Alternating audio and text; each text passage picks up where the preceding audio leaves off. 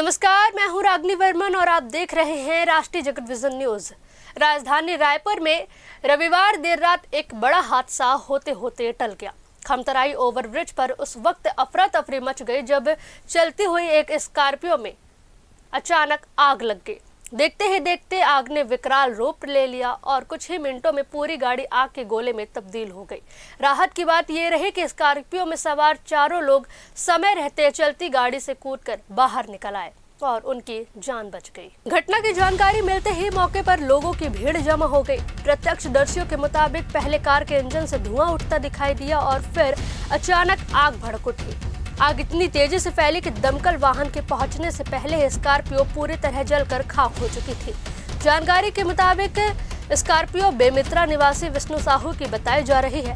वे अपनी एक रिश्तेदार को इलाज के लिए रायपुर के डीकेएस अस्पताल में भर्ती कराने आए थे।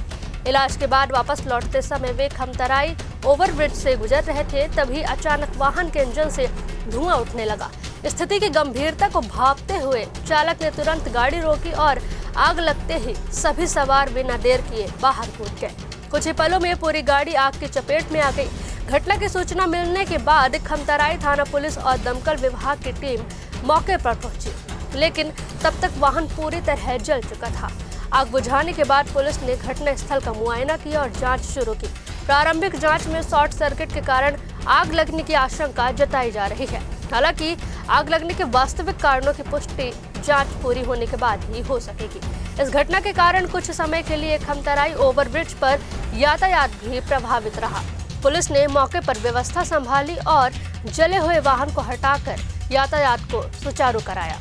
गनीमत रहेगी यह हादसा किसी बड़ी जनहानि में नहीं बदला, लेकिन इस घटना ने एक बार फिर चलते वाहनों में आग लगने की बढ़ती घटनाओं और वाहन सुरक्षा को लेकर गंभीर सवाल खड़े कर दिए हैं। फिलहाल इस खबर में बस इतना है। देश प्रदेश की खबरों से अपडेटेड रहने के लिए हमारे चैनल को सब्सक्राइब करें और नए खबरों के नोटिफिकेशन के लिए बेल आइकॉन जरूर दबाएं। नमस्कार।